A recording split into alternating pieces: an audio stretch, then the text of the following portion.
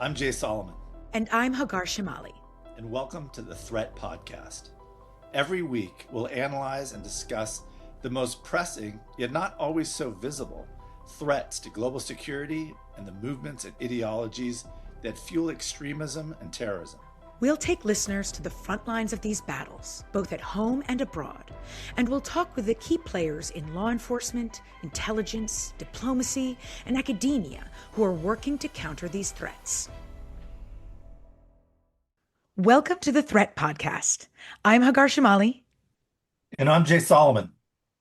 Last week, the United States, Lebanon, and Israel signed a trilateral framework agreement that provides the blueprint for a peace agreement between the two countries, which would have seemed inconceivable just a few years ago, though a number of principles still need to be nailed down.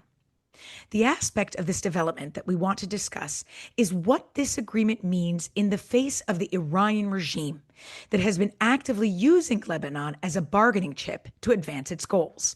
But not just because of what it means in Lebanon, but what this development and its outpouring of support afterward means regarding the threats posed by Iranian proxies and their supporters globally. As Jay knows, outside of the Threat Pod, I work on advocating for and supporting Lebanon-Israel peace efforts. And he has heard me talk about how big a win last week was, mainly because we successfully wrangled this track away from the Iranian regime and proved it's a process worth continuing. But truthfully, I've been so consumed in this Lebanon-Israel world that I hadn't really thought about how this latest step could help staunch the spread of extremism internationally. Jay, you're the one who came up with that. How did you get to that idea? You just get this feeling with the war in Iran that the Iranians were sort of coming out on top, because the war has not gone the way a lot of people hoped, and the sense that the Iranians were going to be able to kind of rebuild and gain control of the strait. But then this Lebanon deal suddenly came out, brokered by the U.S., and it's like, wow, if Hezbollah can be defeated in Lebanon and Iran pushed back in the Levant, that the sentiment that the Iranians were sort of back on their foot is going to get broken. So it just came at a really interesting time. I think I know I kind of forgot that these peace talks were still going, even though you were in on them. But it's an interesting development because it could kind of upset this idea that the Iranians were sort of coming out on top after, almost a year of on and off war. Well, I'll tell you, I didn't forget because we had to work really hard to save this process. But you're right. I've noticed that there's this kind of, it almost feels, number one, that Lebanon is becoming the linchpin of this whole thing. Just how it's interesting because I've worked on Lebanon for a very long time. And when I was in government and on the outside afterward, and you're always struggling to put Lebanon at the top of the priority list. It always gets pushed aside for competing interests. And it's so interesting to me because it's actually, this process has really proven that it is quite central to this conflict. And almost, I know, for lack of a better term, like the fight between good and bad. And I know that sounds crazy, but we have a really cool guest on with us today to break this down further. I'm going to apologize in advance because I've lost my voice a little bit, though I have been told that when talking about scary news, that when I have my raspy voice, it makes it all seem smoother and calmer. So I hope you feel the same way, since what we're going to talk about is Scarier. a little bit or scarier. I can take it either way. I want to introduce my friend and Lebanese Shia oppositionist and activist, Marwan El Amine. Marwan has been the face of bravery in Lebanon, truly. He's been criticizing and calling out Hezbollah consistently for its every corrupt and violent move. Marwan is currently a columnist for the Lebanese outlet This is Beirut and Nida al Watan, and a frequent political commentator on Lebanese and Arab television. And his words, by the way, are not without risks. He has faced and continues to face numerous threats from Hezbollah. Marwan, welcome. Hello, Hagar, and hello, Jay. We're so happy to have you here, Marwan. Thank you for taking the time. Before we dive into the substance of today, I was wondering if you wouldn't mind briefly sharing your story and how you came to become an activist. You are originally from Nabateeh, for example, which is kind of the heart of Hezbollah land in the south of Lebanon. So tell us, have you always felt the way you do? Have you always been so outspoken? Yeah, in fact, I'm from a village. The name is, or town, the name is Kafar Rumman, just next to Nabateeh. in the south of Lebanon.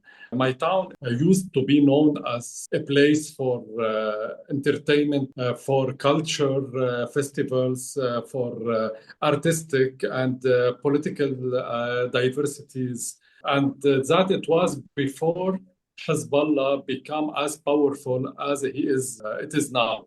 I saw that from my younger age, from the beginning of my political awareness, that as powerful Hezbollah become in my area, the more artistic, cultural festival disappear, and the more religion and ideological activity become the one and the only one in the town. And it was used by Hezbollah to indoctrinate the people and control the younger ages. For that, I was rejecting.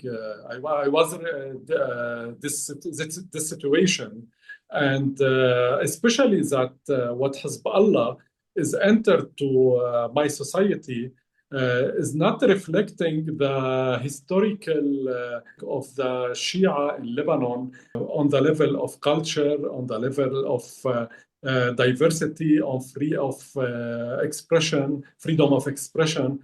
All of that, it disappeared with Hezbollah. And now, as you know, that all the south and all south of Lebanon and all the Shia community are controlled by Hezbollah, and there is no place for the freedom of expression. There is no place for diversity.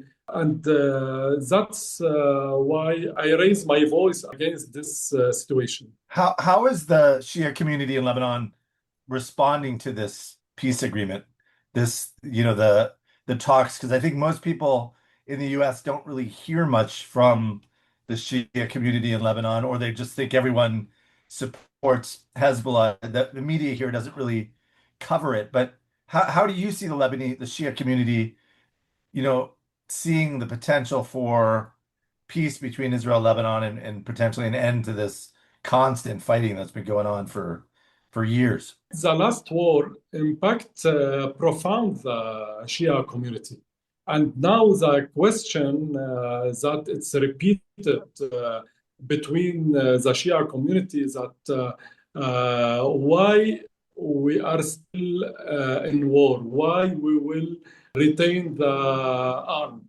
And all the doctrine of Hezbollah and all the stories that Hezbollah and Nasrallah give it to the Shia during years now is destroyed, because the idea of deter Israel is not real. Israel is now about to reach Nabatiyeh, and also is occupying around 600 square meters of South Lebanon. This territory is under Israeli control. So all this image now is destroyed. But is that enough for the Shia to leave Hezbollah and become and express their opinion on high voice and on a political way against Hezbollah? Till now, no. But there is reasons for that, because till now the power on the Shia land and Shia town and villages and city are still under the control of Hezbollah, and the state and the institution of the state, especially the military and the security institutions, are still weak in the Shia areas. That don't give a safe place for the Shia to express their opinion, and also doesn't give the possibility for the other option, the political alternative to work in the Shia area. Because I speak about myself, I cannot go to my village. I cannot go at all, because I cannot make any activity, political activity in Nabatiya area or in my town. I'm threatened. My life is the life of my family threatened by Hezbollah. So because of that, the possibility of individuals that leave the group, the Hezbollah, and express their opinion alone, that's possible. But when you speak about the mass, it's impossible to leave a group into a vacuum. It needs an alternative.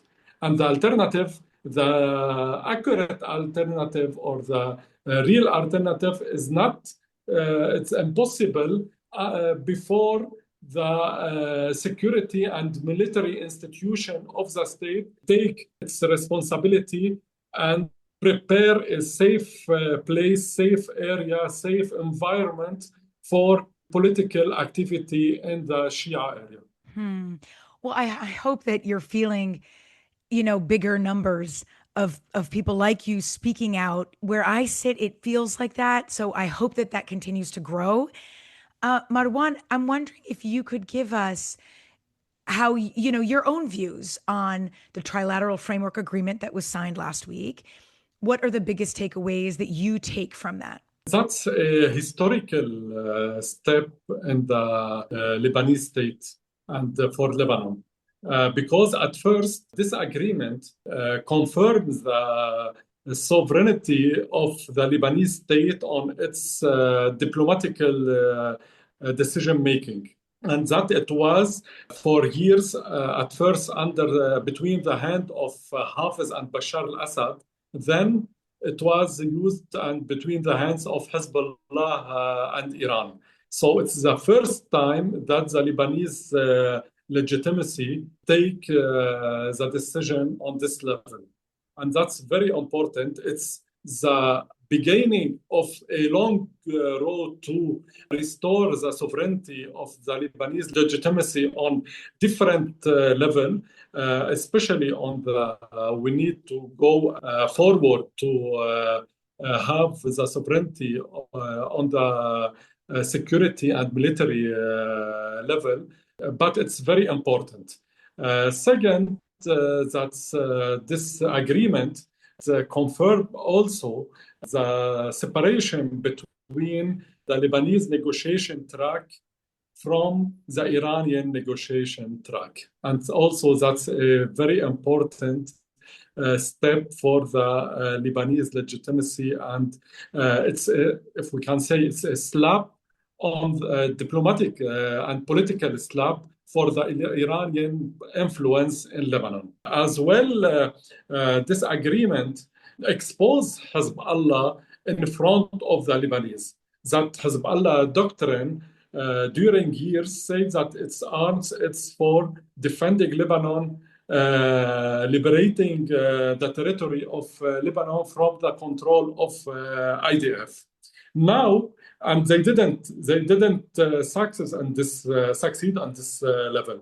So now the Lebanese state, through this agreement, got for Lebanon that it guarantees the IDF will leave the Lebanese territory, and there is a reconstruction for the south of Lebanon, but that it's under condition of disarming of Hezbollah. So if Hezbollah reject to cooperate on this level, that means Hezbollah doesn't want the IDF to leave the Lebanese territory and doesn't want the people to go back to the south and doesn't want the reconstruction of the south. So on different level, on the diplomatic level, it was an important step. Also regarding the influence of Iran in Lebanon, it was an important slap. And for Hezbollah, this agreement exposed Hezbollah in front of the Lebanese in general, and especially in front of the Shia community. Marwan, I just want to emphasize a point that you made that is not at all well understood here in the United States, which is how the script has been completely flipped on Hezbollah, because their whole raison d'etre was allegedly to use their arms, that the reason they needed their arms was to push the Israelis out of Lebanon. And this agreement flipped that upside down and was like, actually, no, it is precisely your disarmament that will get rid of, that will allow the Israelis to withdraw and are what will be the root of Lebanese sovereignty. So I want to further emphasize that, because I don't think people understand or appreciate that enough, that Hezbollah is really on its back foot now.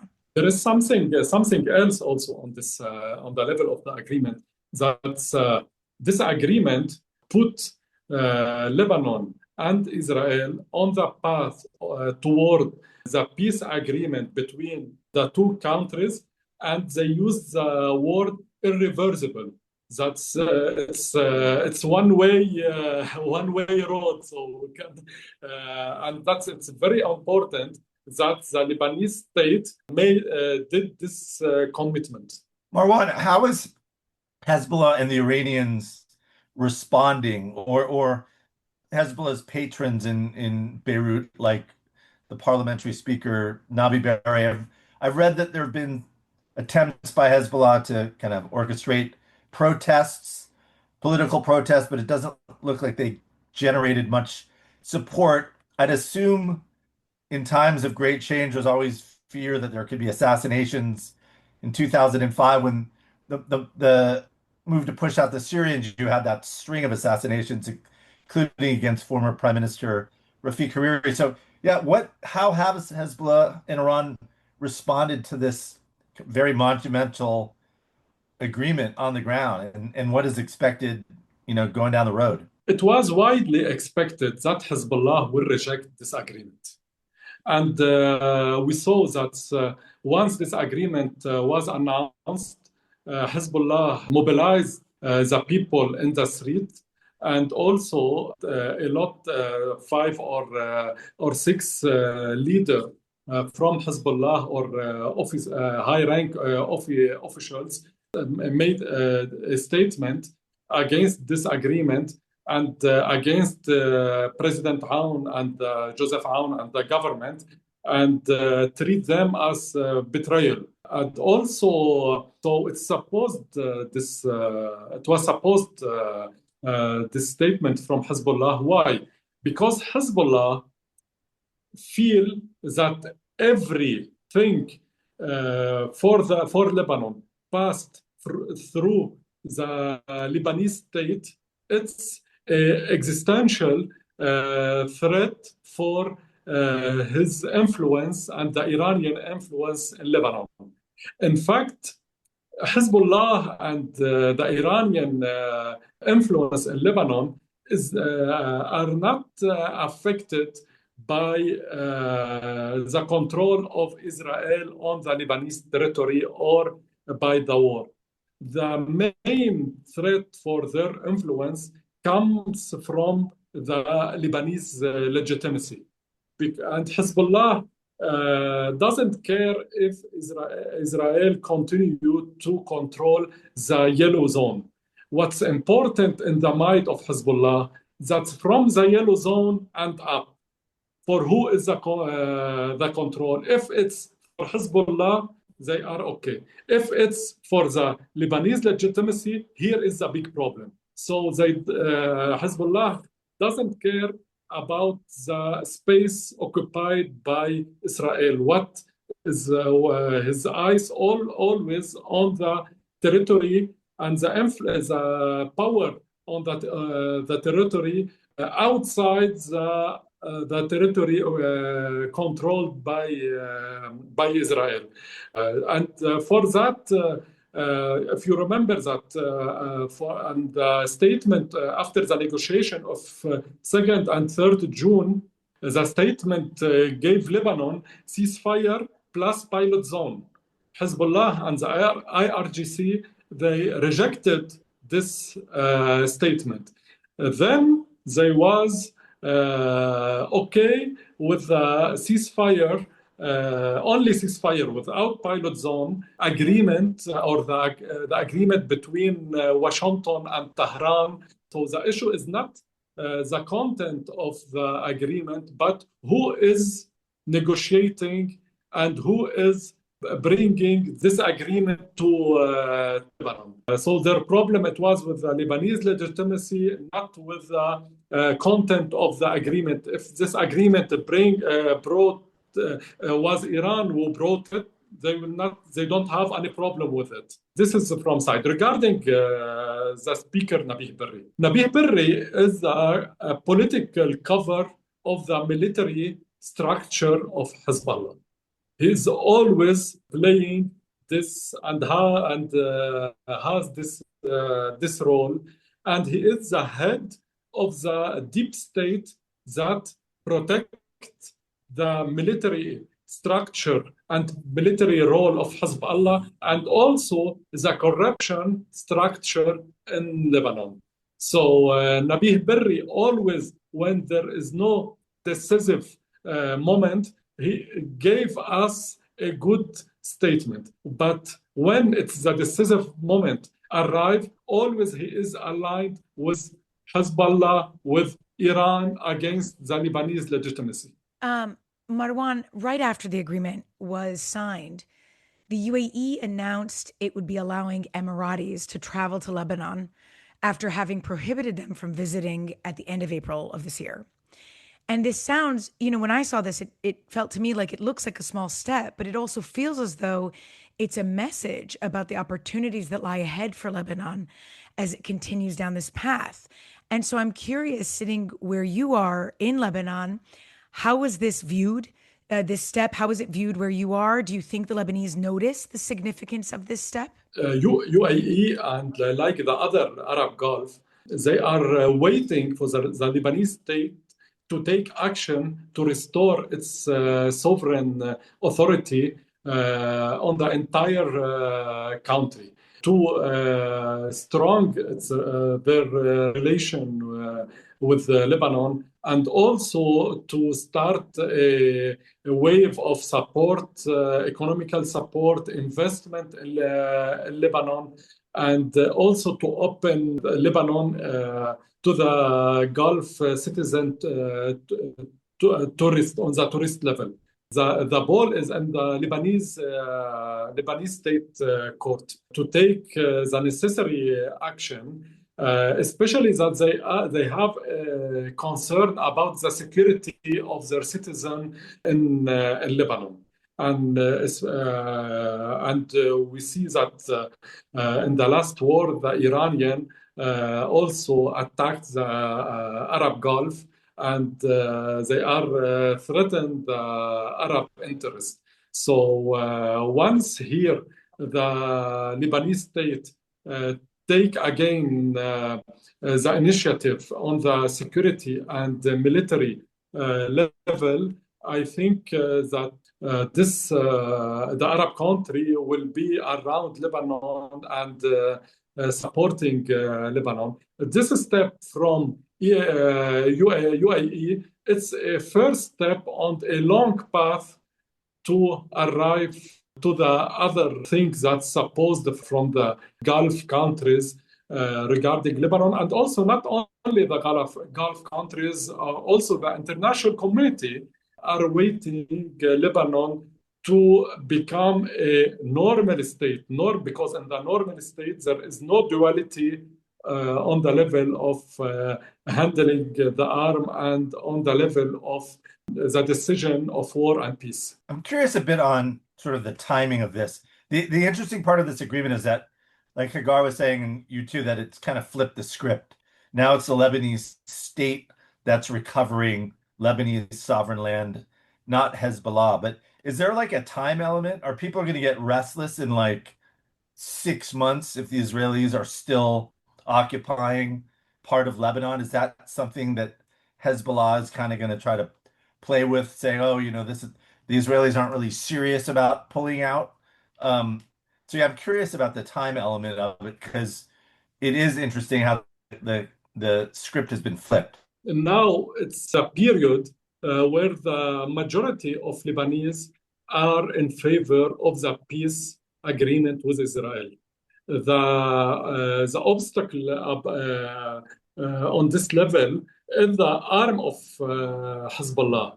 The arm of Hezbollah is threaten the Lebanese stability as much as the Israeli stability. On this level, I think that's a solution, find a solution for Hezbollah military infrastructure will facilitate a lot the Lebanese government to take a step forward the peace with Israel, especially that between Lebanon and Israel there is no big issue. So if I asked you now, if there is no Hezbollah, there is no, we solve the problem of the arm of Hezbollah. What is the problem between Lebanon and Israel to not go to peace? There is nothing. So this is the main issue that once we solve it, the path to the peace it will be easy between both country and on this level, I think that also the Lebanese state should take action and also the international community, especially U.S. Administrative, should make pressure on the Iranian regime to dismantle this military structure for him in Lebanon. Because Hezbollah, at the end of time, is not a Lebanese military structure or Lebanese militia. It is a Iranian military structure on the Lebanese territory. And the war, what happened now, happened now, it's between Israel from side and Hezbollah and Iran from the other side, and happened on the Lebanese territory. You know, Marwan, I love how you framed all of this because it's the thing that I'm seeing as well when I work on these efforts is when you're seeing the two sides, Lebanon and Israel, and the things they agree on. And by the way, the push that they made to save this process, it gives a lot of hope, a lot of reason for optimism is what I'm trying to say. But of course, you know, all peace processes don't have, there is no peace process with a guaranteed outcome. And in fact, there were a real few weeks there in the run up to this agreement that where it felt like the Iranian regime was the one playing its cards very well. And so I'm wondering whether what concerns you might have, if any, that we need to keep our eyes peeled for. You know, for example, what do you think about the Iranian regime being able to sell its oil right now? What are these, you know, maybe vulnerabilities or risks that and concerns that you see that we should watch out for? Yes, as I said, that there is no big problem between Lebanon and Israel, and it's easy to go to peace. But the main problem is Iran influence in Lebanon and Hezbollah structure.